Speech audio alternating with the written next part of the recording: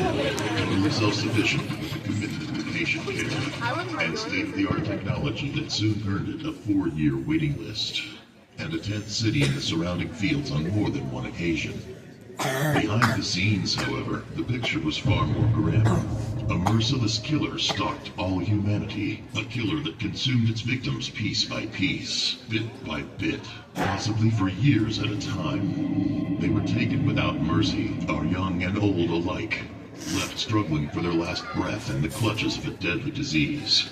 It had many names: the White Plague, consumption, tuberculosis. No matter what you chose to call it, the plague always produced the same result: the sound of coughing, so hard that it could rip chunks of lung and crack ribs, followed by a soft, final gurgle. There was almost no stopping it, and it was never, ever forgiving. Even survivors would never be the same. Survival rates were in constant fluctuation. At its peak, only 1,000 patients at the rate of more than 1 soul per hour. So many, in fact, that to avoid residents witnessing the constant flow of hearses, the torrential flow of corpses was sent down a seemingly endless tunnel stretching into the darkness, a tunnel that became known as the Body Chute. Drastic and desperate measures were tried in the search for a glimmer of hope that may lead to a cure. Tuberculosis can attack any organ in your body, including your brain. Consumption of the brain patients were left unstable, confused, not in control of their faculties. They had to be confined to a special ward on the top floor. For their own safety, the safety was never long-lasting.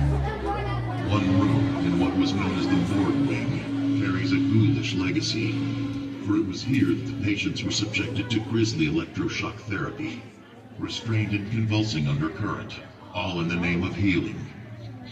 Last resort surgeries often left patients disfigured for life. Lung treatments forced patients to struggle for air with heavy weights upon their chest.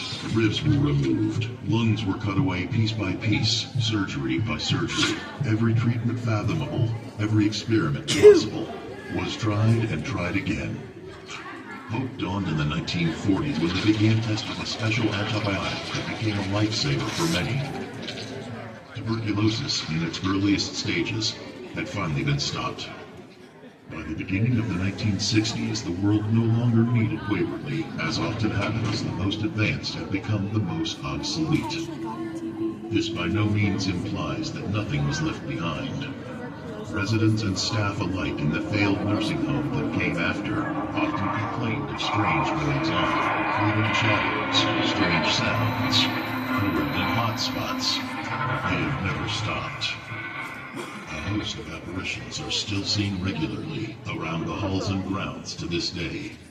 The nurse who found herself single and pregnant by a married doctor, later discovered outside room 502, hanged with the baby being in the well system. The man and his dog found murdered in the elevator shaft. The nurse going about her business with an IV in tow. The child's red ball that moves on its own. The maintenance man whose keys still jingle. The man with no eyes. All of these unfortunate events have laid the groundwork for the place to become known as the most haunted place on earth. Today, there are those who choose to enter the dark halls and empty rooms, searching for something, anything beyond explanation. Many have reported horrifying sightings and sounds, or being touched, or wished, or even spoken to. Since you dare to enter, perhaps you'll see one of them. All of them. Or none of them. Perhaps tonight you will experience something new.